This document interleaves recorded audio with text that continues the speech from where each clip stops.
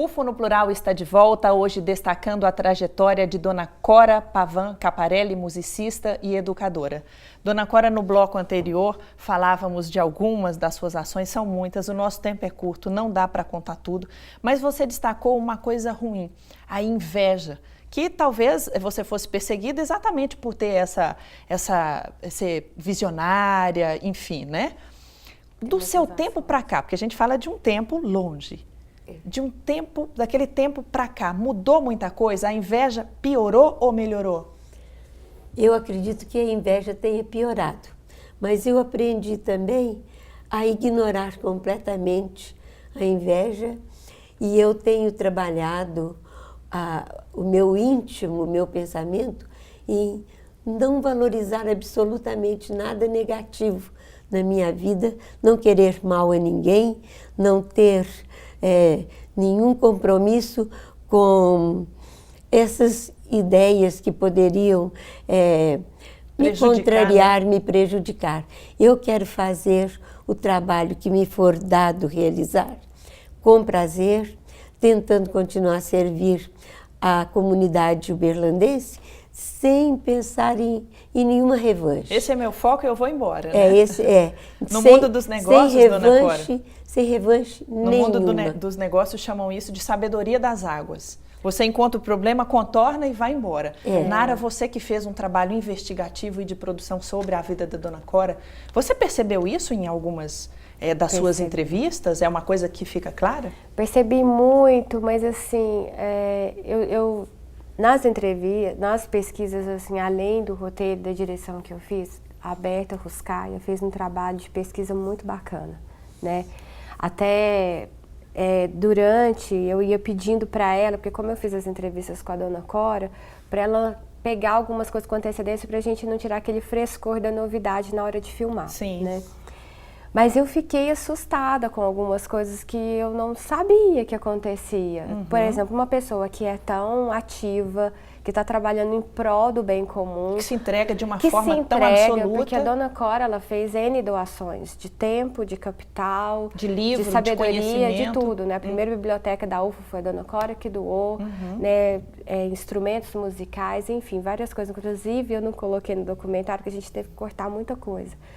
Eu não sei se foi o Vitório Amilcar, filho da Dona Cora, ou o Silvio, falando que ele perdeu a biblioteca, que ele tinha que vir para a UFO para ver alguns livros dele. Quer dizer, saiu da minha casa, era meu, agora não é mais, desapropriando até dos próprios filhos e dos seus. Ele achou isso muito nobre, e eu achei muito nobre essa coisa da Dona Cora passar isso para os filhos da doação. Sim. Então não entrava na minha cabeça como que alguém podia perseguir ou tentar impedir o trabalho de uma pessoa que está fazendo uma coisa um sentimento ruim, né, por uma pessoa tão precursora. Então, assim, Dona Cora, agora vamos falar dos grandes eventos, das produções que a senhora conseguiu trazer para Uberlândia, em grande parte por causa do seu conhecimento, da sua amizade. Destaca um pouquinho isso para nós. Um dos maiores eventos que eu consegui realizar foi trazer, durante uma das ocasiões em que o senhor Virgílio Galassi era prefeito de Uberlândia, a Orquestra Filarmônica de São Paulo, sob a regência do maestro Eleazar de Carvalho. Ele trouxe a orquestra completa. Nós conseguimos aviões para transportar esse pessoal. E a custo de nós apresentarmos uma música do dono da companhia de aviação, que era uma companhia muito importante à época, e ele era compositor. Ele já faleceu. Todos se hospedaram no Hotel Presidente, foram muito bem tratados. Aí vem a ajuda dos amigos, cada um dá uma coisa. Um deu a hospedagem, o outro a passagem. Eu tive que ampliar o palco do Cine Teatro Uberlândia na ocasião, porque não havia um palco para conseguir abrigar aquela orquestra toda.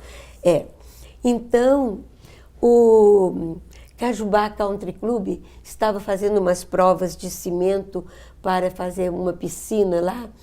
Eles me deram todos aqueles suportes, aquelas placas, uns tubos cilíndricos de cimento. E montou o palco ali em cima. E eu aumentei o palco. Uma pessoa aqui de Uberlândia também doou o carpete para recobrir o palco. Foi totalmente silencioso. Belíssimo. Foi uma maravilha, foram 3.500 pessoas assistir a apresentação dessa orquestra sinfônica. Hoje a gente até vê alguns eventos grandiosos vindo para Uberlândia, mas nós estamos falando de um tempo muito remoto, em que as coisas eram muito mais difíceis. Foi na né? década de 70. Então, isto se constituiu assim numa grande oportunidade. E foi um concerto didático, porque o maestro Eleazar mostrou instrumento por instrumento, falou o nome e mostrou a extensão e depois apresentou um programa erudito explicando as obras. Foi uma noite cultural completa. E cultura nunca foi uma coisa barata no Brasil, né? Não, E a senhora trouxe muitos musicistas de Eu Viena, trouxe, imagina, até tem alguém que trouxe destaca o isso no Zeidenhofer para dar um curso aqui em Uberlândia, dar numa cursos, época que era muito difícil. Trazer professores residentes aqui no Brasil, como, por exemplo, o professor Gilberto Tinetti, trouxe o maestro Camargo Guarnieri, que lecionou 25 anos em Uberlândia. Eu acho bonito esse negócio da senhora saber o nome. Eu destaquei um pedacinho do vídeo em que a senhora é muito grata aos professores e também lembra o nome de alguns deles. Vamos acompanhar aqui essa parte? Pois não. E juntamente com o curso de Geografia e História, ainda consegui professor de música. Tive um professor excelente, professor Miguel Antônio Galo, que me acompanhou durante todo o tempo que eu morei em São Paulo e mesmo depois de formada, continuei indo certo tempo, alguns anos, para continuar a ter aulas com ele. E também tive a oportunidade de ter muitas aulas com a professora Madalena Talhaferro, o que me levou, por exemplo, a admirar o professor Alfred Cortot. Essa foto, o grupo de companheiras que moravam no pensionato.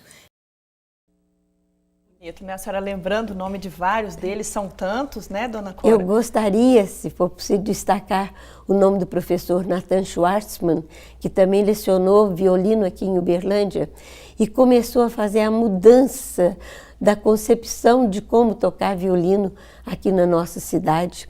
Eu trouxe o professor Barros Garbodini, que fez uma revolução verdadeira na execução do acordeon, que até hoje nós temos excelentes acordeonistas na cidade, graças aos cursos que o professor Barros Garbodini deu aqui em Uberlândia.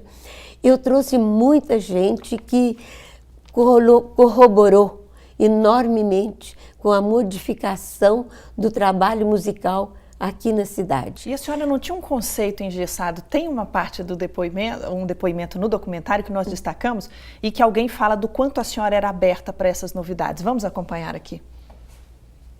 O conservatório tinha, né, piano, violino, violão, mas quando chegou, né, tanto é que a dona Cora é uma pessoa muito de olho aberto assim para as coisas, ela tem uma sensibilidade fantástica. Então assim, eu já cheguei e fui pedindo, dona Cora, sabe, deixa eu pôr guitarra, contrabaixo, cavaquinho, e ela foi. E a gente foi levando instrumento de casa e ela sempre esteve aberta, sabe, a crescer. Então, por isso que o conservatório se tornou, assim, hoje uma entidade reconhecida mesmo, porque 4.500 pessoas por ano não é brinquedo, não.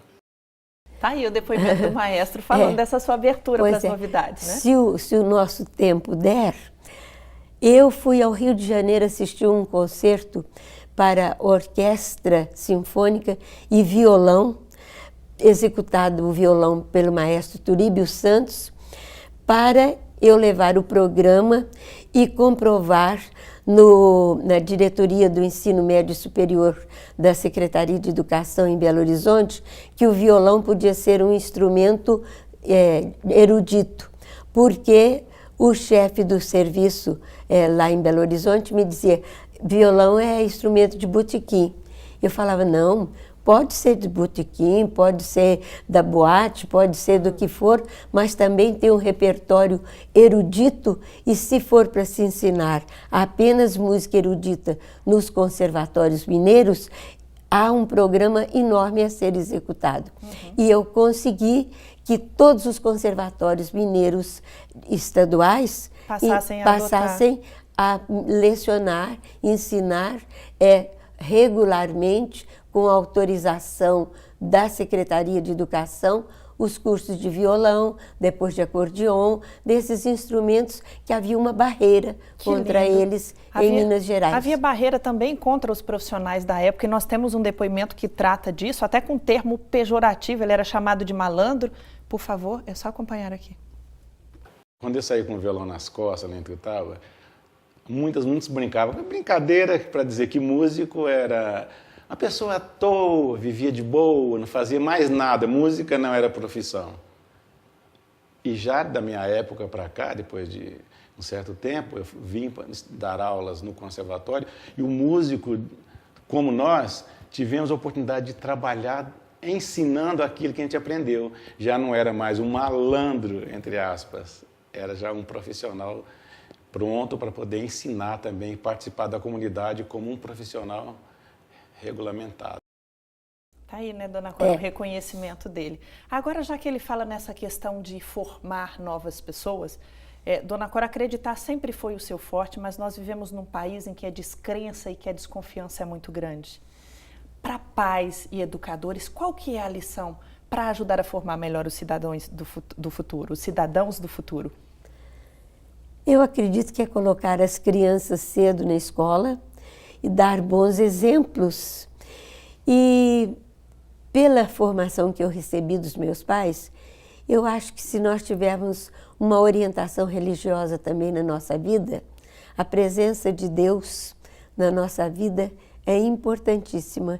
Eu não saberia viver sem transmitir aos meus filhos uma noção da divindade, do temor de Deus e da ordem, do trabalho, que eu acho que quanto mais nós dermos instrução, religião e formação moral para os nossos filhos, nós estaremos trabalhando para a construção de um futuro melhor para o nosso país. Você é exemplo também na relação amorosa, a senhora está com o seu Vitório há quantos anos mesmo? 64. 64, vai deixar a receita aqui, porque hoje é um tal de não ter tolerância, a separação é uma coisa que é tão rápida, tão fácil. Dá um conselho aí para o telespectador. A vida não é fácil. Há duas pessoas que foram criadas em meios diferentes, famílias diferentes, mas eu sempre respeitei imensamente a família do meu marido e o fundamental é que exista amor. Então, eu acho que o sucesso desses 64 anos de casados é porque a nossa união é baseada num verdadeiro amor recíproco. Que lindo, que Deus abençoe sempre. Nara, não deu para a gente mostrar, destacar aqui, mas se a gente falar, são 90 minutos de produção, quantos depoimentos você conseguiu colocar nesse filme? Foram mais de 24, teve pessoas que colaboraram com informações que a gente trouxe para as cenas de ficção, né, que a gente tentou levar o teatro para dentro do documentário. Né, então, vamos falar um pouquinho disso, porque você saiu para a rua com a ideia de que Dona Cora fundou o conservatório, era só isso? Isso foi a pesquisa base inicial, né? Mas aí para montar o roteiro, eu já tinha todas essas informações. E como ela é uma pessoa muito, né, ampla, você né, foi de descobrindo várias um novo artes, universo. Eu falei, eu não posso falar dessa mulher só dessa forma, só entrevistando pessoas, né? Eu tinha que levar as outras artes para dentro do documentário. Então ele combina o documentário 3 narrativas que dialogam entre si. Que a gente leva o teatro para contar um pouco dessa história, que ela também incentivou as artes cênicas, então a gente leva o teatro, né? A dança, né, que é um momento mais íntimo da personagem da Dona Cora. Não sei se as pessoas perceberam isso, mas a bailarina, ela traz uns momentos emotivos da Dona Cora. E ela marca a passagem, né, as passagens das cenas durante o através da dança, que, né, são outros sentimentos, outro universo. E a música que não podia faltar. E a música que está o tempo todo, né, que é isso. E essas artes, elas conversam, e eu acho que elas tinham que estar ali, porque por mais que a paixão da Dona Cora seja a música, ela nunca esqueceu as outras, né? Sim. Então a gente tentou trazer um pouquinho disso, e os outros profissionais das artes também para falar disso, como Fernanda Bevilacqua, que é da dança. Eu vou até usar um termo aqui, é do O colega Ludi Laurenti, jornalista, que deu- né? Que é também ator, o Carlinhos Guimarães. Ele disse que a senhora é uma mulher que tem alma de artista. Ó, o vídeo documentário ele já foi exibido para convidados no Teatro Municipal, quase que lotou. Teve uma sessão aberta também no cinema, né? Com entrada gratuita. Agora tem muita gente que perdeu, não teve oportunidade. Onde assistir, o que fazer? O pessoal pode entrar em contato com a gente lá na Close Comunicação, que é a empresa, né, que produziu o documentário.